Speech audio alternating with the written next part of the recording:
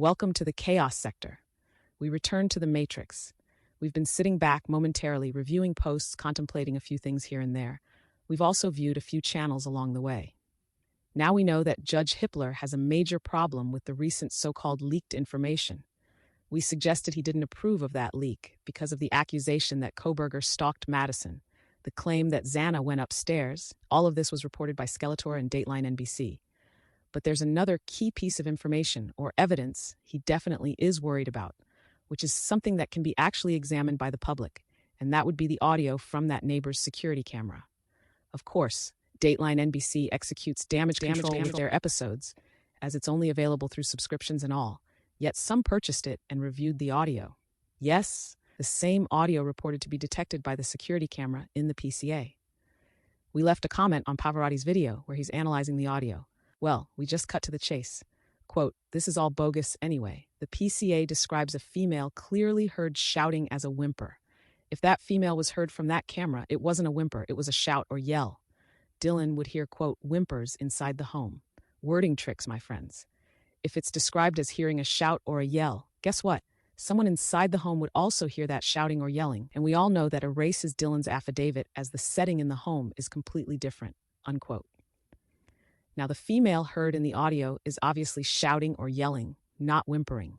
And because we know this based on the audio, we also know the murders occurred around this very time frame. And since we know this, we also know that whoever this female is was aware of those murders. Yes, we're not going to beat around the bush here. Let's go back over the PCA.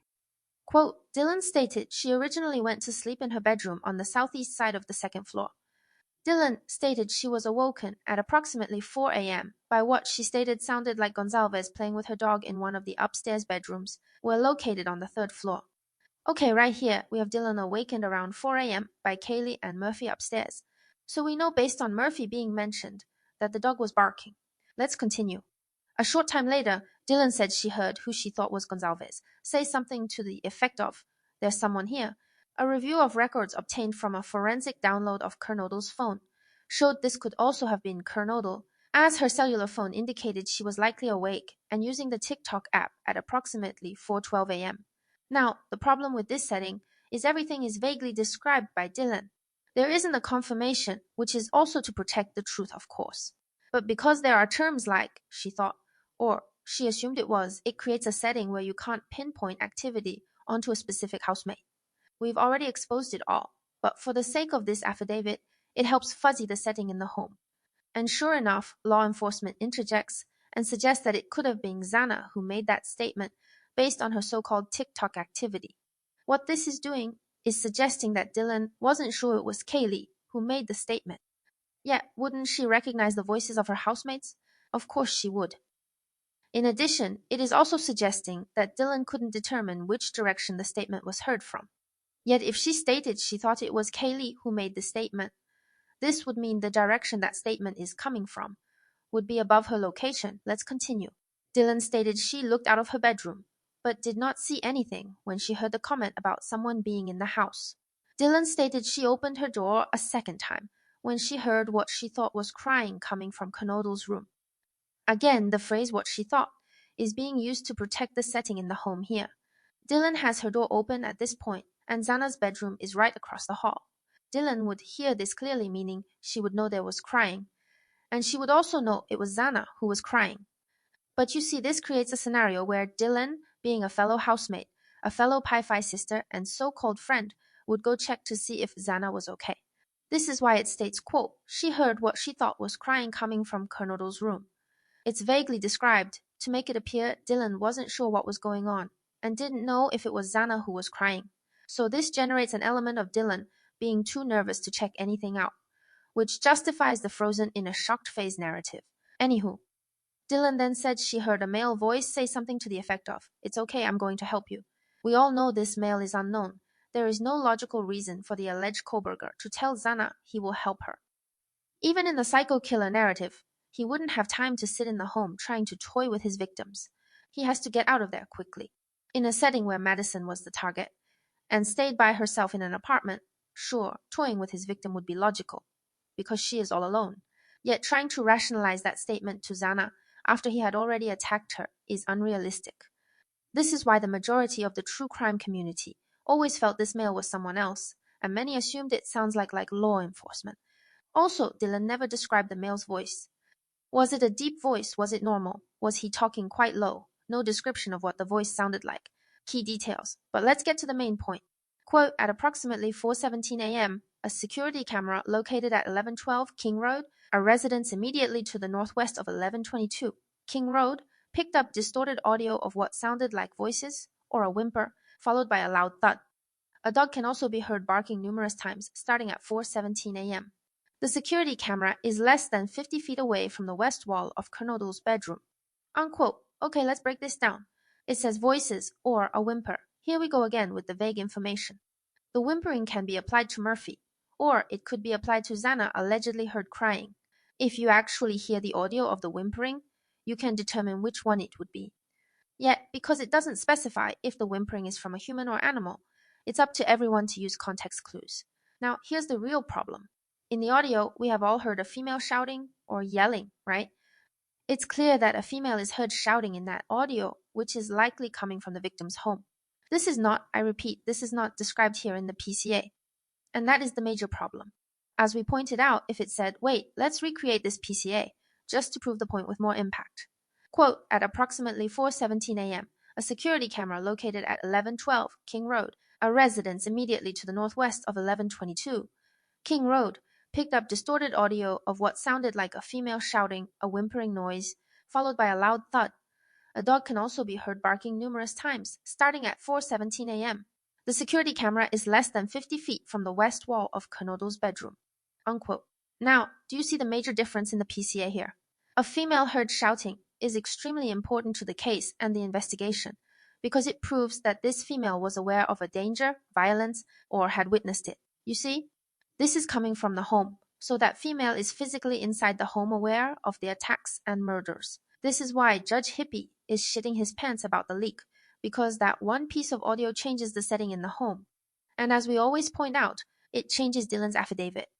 Whoever provided that security footage to Dateline is actually building up exculpatory evidence for the defendant. Yep, now let's touch on Murphy as well. It states that the dog can also be heard barking numerous times, starting at 4:17 a.m. What? You know, Gray Hughes attempted to rebuttal our points in claiming this as well. So if Murphy started barking at 4:17 a.m., then what woke Dylan up? Although that's right, when it says she was awakened approximately at 4 a.m., this would be 4:17 a.m. Oh, okay, that's fine. That's fine. Then this would mean the female heard shouting. Well, let's just assume this is Kaylee upstairs, right? But I thought she didn't scream or she didn't make much noise. Isn't that right, Gray Hughes? That female was heard by the security camera 50 feet away. And although that's not very far, for it to detect that female's voice, this means inside the home. That voice was very loud, you see. But here's the problem, even with that narrative, the urgency in the female's voice indicates she is responding to danger or violence. Yep, this is why Moscow PD interjected and stated it was possibly Xana who made the comment about someone being in the home. You see? Slick but not slick enough, they need more WD-40. If it was Kaylee who said there's someone here, then Kaylee is already awake, not asleep. So it's likely she would be able to affect the alleged Kohlberger's attempt to attack Madison, you see. Meaning she would yell, shout, Madison wakes up, tries to fight back, Murphy is barking, and so on. But the point here is that Kaylee would already be aware of the intruder before he physically attacks them on the third floor. Keep in mind they discovered DNA of a suspect underneath Madison's fingernails. This proves she tried to fight back. It doesn't matter the extent of that fight. The fact that her fingernails scratched the suspect proves she came in contact with her killer physically. Yet, if you notice to this day, DNA that would send Kohlberger to the firing squad has not been revealed to be that DNA, which clearly proves that the DNA is from another suspect.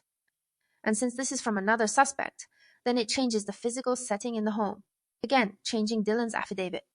Furthermore, if they claim it was Xana who stated there's someone here, then the female shouting, which we would assume is Kaylee, means Madison is being attacked, Kaylee is reacting, shouting and such, and Xana is aware of this danger.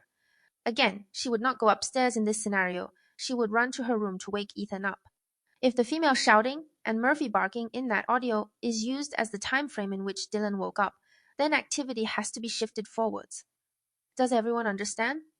Xana couldn't have been chased down the stairs by the alleged Kohlberger during this point. because Kaylee is still alive, shouting, you see. Now, if that would be Xana shouting in the audio, and Murphy heard barking, then it once again changes Dylan's affidavit. Is everyone noticing a common theme here? Sure. Yet this is the problem with the vague descriptions. We replace the phrase, what she thought she heard, to who she heard upstairs with Murphy. Now we know the claim of, what she thought was Kaylee upstairs playing with Murphy, is actually the attack's unfolding. You have to look beyond the accounts of what Dylan, quote, assumed, and replace it with real-time witness accounts of the danger. When it says what sounded like voices or whimper, it's conflating the two. It doesn't say it sounded like voices and whimpers. It says voices or whimpers. That creates confusion about what was actually heard, going based on the PCA. The audio clearly determines what is heard, though. A loud thud was also heard, which that noise is being depicted as a physical action in Xana's bedroom. Before we go any further, we have to figure out which female was heard shouting in that audio. Is it Kaylee or is it Xana? Based on the narrative, this could be Kaylee. And that shouting, along with Murphy, is what Dylan was awakened by, right? Well, not so fast. Dylan was already awake as she was adding contacts in her phone at 3:51 a.m. Now this could be the approximate time of 4 a.m. as well, but here's the problem. 4:17 a.m. is in fact approximately 4 a.m. generally speaking. But if Dylan was awake adding contacts in her phone at 3:51 a.m., then we eliminate the narrative of 4:17 a.m. being the approximate time of 4 a.m. of her waking up. Adding contacts in your phone around 3:51 a.m. indicates that Dylan is wide awake at this point.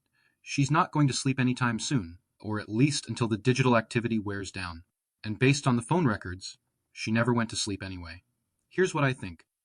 The attacks happened soon after Kaylee and Madison's last calls, including Madison attempting to contact Bethany. They were murdered in that 3 to 3:30 a.m. timeframe. The female heard shouting in the audio around 4:17 a.m. would not be one of the victims. Dylan then adds a contact in her phone, calls someone at 4:27 a.m., yet none of these contacts were identified in her phone records. It's strange that they showed Madison called Bethany, and Bethany did return the call, almost 2 hours later. But this is identifying each contact, you see. Yet all of the individuals Dylan contacted who were never identified, the 3:51 a.m. contact and the 4:27 a.m. contact, indicates they may have been involved. But let's try to close in on the time of death a bit more. Murphy barking at 4:17 a.m., a loud thud noise heard, whimpering, and a female shouting, all indicates that the murders occurred at this point. Yet there's a contradiction. The 4:17 a.m. time frame does not match the physical time that authorities claim the suspect leaves the neighborhood. It is reported that the vehicle leaves the neighborhood at 4:20 a.m., right? Quote, suspect vehicle 1 is next seen departing the area of the King Road residence at approximately 4:20 a.m. at a high rate of speed.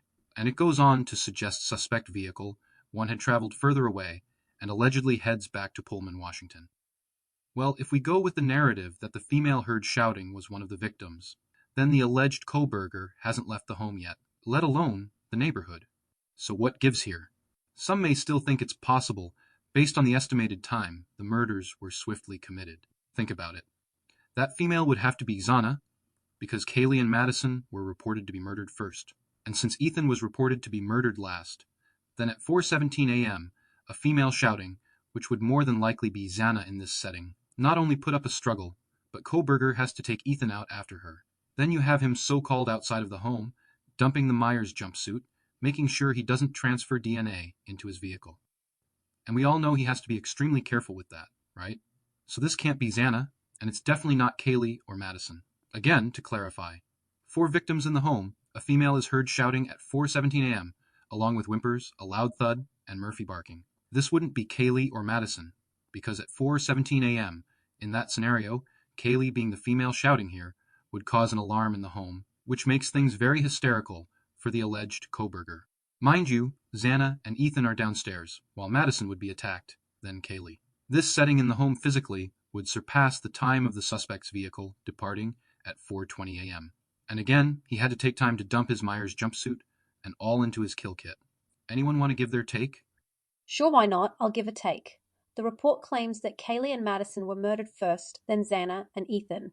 If we go with this chain of events, then the female heard shouting around 4:17 a.m. can't be Kaylee nor Madison, because it contradicts the time reported of the suspect's departure, which was 4:20 a.m.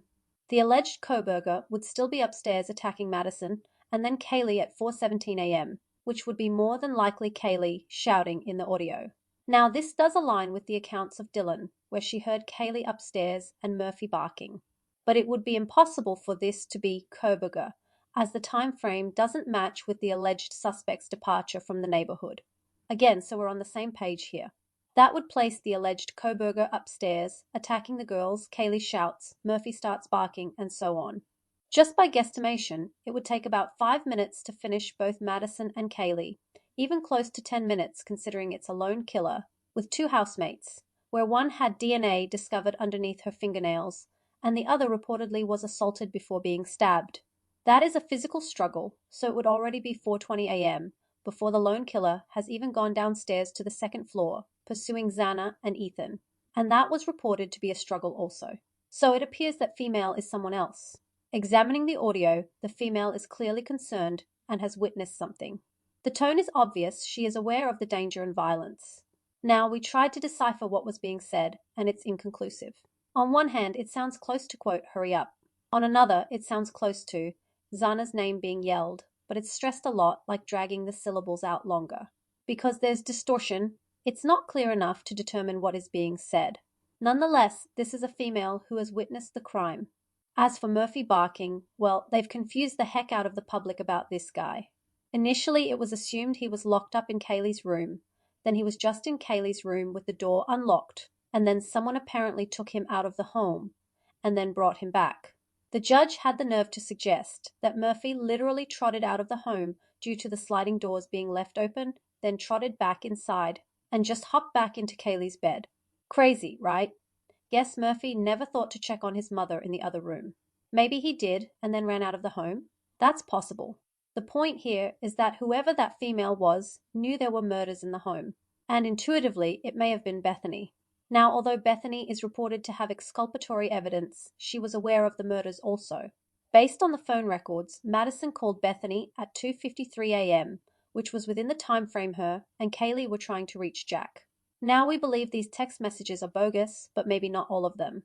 Just like Dylan's affidavit, there is truth in there. From 2:53 a.m. to 4:29 a.m., this is approximately close to 2 hours before Bethany returns a call back to Madison.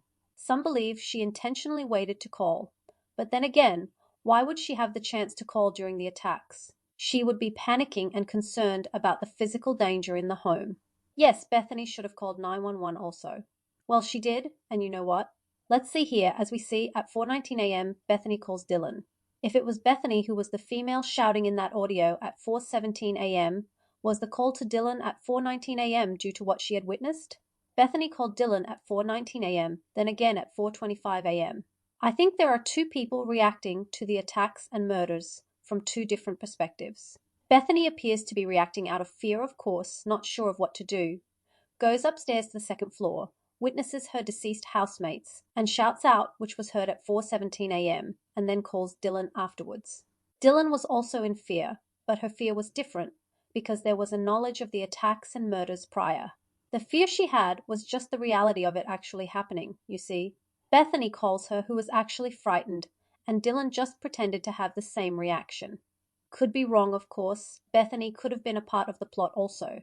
Yet the one thing that we keep pointing out, which separates them, is Bethany's whereabouts were confirmed prior to the murders, while Dylan's were left in the dark. This makes Dylan a suspect. She goes upstairs, sees Ethan and Xana on the floor, and shouts out, this is what was heard by the security camera.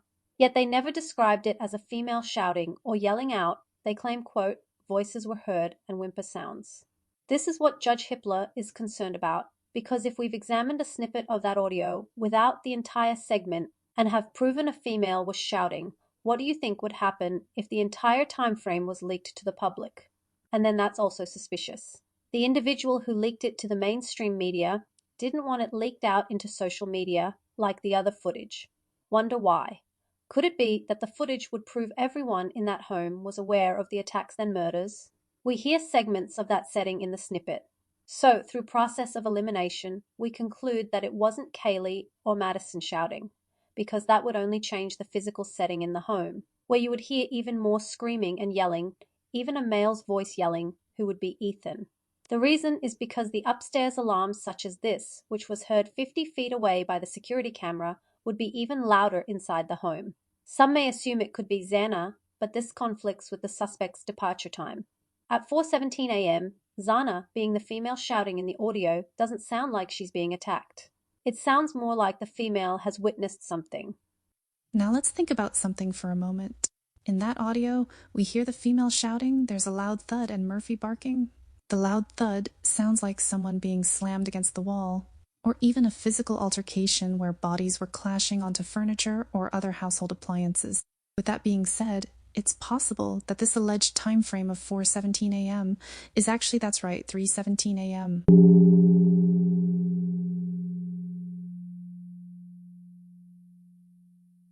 Examining that surveillance with the audio as the time is shown, it almost appears that the violence in that home doesn't match the time displayed in surveillance. This is based on our intuitive analysis of the environment, as no one is seen. It's like a freaking still frame image with audio of another time frame attached to it. Yep, we've gone over this before, my friends. If anyone recalls, the Kanika Jenkins case had footage that was released by the mainstream media depicting her roaming the halls an hour prior, which was, let's see, I think it was around 2:30 a.m. Now this is what the mainstream media displayed. Yet, through the Freedom of Information request, everyone downloaded the executable files, which had the time displayed an hour later, at around 3:30 a.m., and people believed this was the time when in reality it was an hour prior. Not going to go over it entirely, just know that the time of 3:30 a.m. was pushed to change the timeline of events, who were at the party, who was at the hotel, and who would have been spotted in surveillance. In fact, the biggest proof of tampered footage is when Kanika pops up into surveillance, stumbling up the conference floor ramp without being physically seen walking from the elevators. Yet, everyone else who either traveled from the elevators or to them was physically seen traveling this path. The point, they edited the surveillance, they edited the time to protect the truth that she was being escorted through those halls to that freezer. What are the chances that two siblings at the party, who had been speculated to have targeted Kanika and had her drink spiked with drugs, their father was contracted to work on that very kitchen she was discovered in? The real footage would reveal this. But of course, Crown Plaza and Rosemont PD had to hide this horrific footage, so it was edited. In a way, these two cases have a lot in common. Maybe that's why we keep referencing that case. Kanika's peers obviously set her up, was a part of luring her to a party. She was then drugged, assaulted, and then escorted to her death. She had no chance of surviving dangerous males with weapons, heavily drugged. It was no way she could survive. Well, if her friends were truly friends, they could have prevented it. The hotel and Rosemont PD covered up the murder by editing the footage, making it appear she was all alone. And guess who ran with that ridiculous narrative and threw out animations of it? Gray Hughes. We exposed him back then also. We were even more chaotic in those days. In the Idaho 4 case, you have peers who were out partying. Someone from the inside of that circle betrayed them. They arrived back home, attacked, then murdered. Then the murders are covered up by Moscow PD in both cases. The victims' peers didn't have the courage to speak the truth. Pretty much the same case. They changed the time of that audio, because let's think about what would be seen in the original time. The vehicle spotted around 3:30 a.m. to 4:20 a.m. would actually be 2:30 a.m. to 3:20 a.m. Now, isn't that something? Kaylee and Madison call Jack from 2:26 a.m. to around 2:52 a.m. Individuals are spotted running from the neighborhood at 3:15 a.m., and there would be a female heard shouting in the home at 3:17 a.m. instead of 4:17 a.m., along with Murphy barking from 3:17 a.m. to around 3:47 a.m. In addition, with it being an hour prior, then the Linda Lane audio really becomes more revealing, because it would align with all of the activity with the audio from the neighbor's security camera. And boy, I tell ya, we have been searching for that article where the neighbors claim to have gone to the home after hearing screams. I guess it's not meant for us to expose it yet. Luck is the lady tonight for the conspirators, although we can use that female heard shouting as somewhat of a supporting claim. They heard more than that, of course, but that shouting, which would be described as a scream by the neighbors, subjectively, of course, would be when they decided to go to the home to check on what was going on. We're working diligently to find it. Hopefully someone can help out with this side mission. You know what? It all adds up. The female shouting, the loud thud, which clearly was violent, and Murphy barking as a neighbor, you would wonder what's going on next door, especially if those neighbors are quite peaceful and just fun-loving college students. The neighbors would wonder what's going on, as it doesn't sound like the typical rowdy partying. No music is heard, nobody is outside just hanging out, no signs of any social gathering, yet there is shouting, loud thudding noises, and Murphy barking. Yep, there's violence in that home. Dylan adds one of them as a contact at 3:51 a.m. I don't think the neighbors were friends, so when they arrived and discussed the situation, Dylan added one of their numbers in her phone to call later on for assistance. You have to question, how did the neighbors even end up in the home during the 911 call? It would have to be during that time frame where they heard the screams among the other violent noises which made them come over. They didn't come when it was unfolding, of course, but after everything had gone silent, which would be around 3:47 a.m., they head over to the home. Then Dylan adds their number into her contacts. Another individual not identified in those phone records. For good reason, because if it were identified as one of the neighbors, then this would mean Dylan is communicating with the neighbors approximately soon after the murders occurred. That would not look good, my friends. They were there soon after the murders, along with Hunter and Emily, and the real 911 call was made during this time frame. But as we know, with a cover-up, they have to take the puzzle piece out and throw it off the board. Initially, it was reported that the surviving housemates were asleep, then woke up and discovered their housemates, quote, unconscious. That was the first report. Then it was reported that they were texting each other during the attacks. So the facts change, right? Meaning nothing can be trusted. And the 911 call was released, reported to be at 12 p.m. But the exhibit contradicts the physical setting of the call in real time, as it would be the same actions repeated from prior in the exhibit. The audio leaked of the neighbor's security camera revealed a female shouting in the home, a physical altercation based on the loud thud, and Murphy barking for 30 minutes, proves that whoever the female was in the home was aware of this physical altercation. And then we just present the likely possibility that the time was actually an hour prior at 3:17 a.m. Wow, maybe this is the real reason Judge Hippie didn't like that the footage got leaked. Steve Gonzalez tried so hard. Oh wait, not sure if it was him. I'll rephrase it. Whoever leaked that footage to Skeletor and Dateline NBC probably thought it would be great for the optics. But now, after we've broken it down solely based on that female's shout in the audio, may have second thoughts. Interesting, 3:17 a.m. Now what about the vehicle spotted zipping down White Avenue at 3:45 a.m.? Everyone needs to keep that vehicle relevant in their investigative work. Do not, I repeat, do not let the vehicle drift away because it is a suspect. And come to think about it, this is why the time would be pushed ahead an hour, you see, to protect that vehicle. You see, when there's a cover-up, you can only cover so many holes. There will be leaks, cracks, crevices that are just simply impossible to conceal. Now watch how this plays out. Quote, review of camera footage indicated that a white sedan, hereafter suspect vehicle 1, was observed traveling westbound in the 700 block of Indian Hills Drive in Moscow at approximately 3:26 a.m. and westbound on Steiner Avenue at Idaho State Highway 95 in Moscow at approximately 3:28 a.m. Now, based on this path, being the vehicle is traveling westbound on Indian Hills and Steiner, it has to be traveling from a previous point, from its activated point or initial point. The activated point, of course, would be in Pullman, which would be reported to be a departure around 2:40 a.m. Now, the path is approximately 50 minutes from Pullman, traveling southbound on US 195, then crossing state lines, then northbound onto Highway 95, then Indian Hills, Steiner Avenue, then Taylor, and then finally into the neighborhood. Now, this path of travel and the estimate time does generally add up, as the vehicle is reported to arrive in the neighborhood around 3:30 a.m. So that's approximately an hour from Pullman around 2:40 a.m. to Moscow via that path and arrive at 3:30 a.m. Yet there is crack that wasn't sealed up, and that would be the white vehicle spotted on White Avenue at 3:45 a.m. If you have followed the chaos, we have come to the conclusion that the vehicle spotted on White Avenue obviously is coming from the intersection White and Blaine Street. Yet we go even further. The vehicle would be traveling northbound from Indian Hills, which intersects with Blaine Street, as seen here. Now here's the theory as a whole with the adjustment to the time. The attacks and murders unfolded between 3 a.m. and came to a conclusion after Murphy stopped barking, which was 3:47 a.m. The female was also heard at this point, and she was no longer heard also. Yet this vehicle was the vehicle spotted in that surveillance, and the path to White Avenue is the same path they allege Koberger departed. Mind you, the time of 4:20 a.m. of that departure would actually be 3:20 a.m. The vehicle exits on Walenta Drive, spotted on Ridge Road, spotted on Indian Hills Drive, spotted on Steiner Avenue, and then is spotted on White Avenue. This estimated time of travel is what?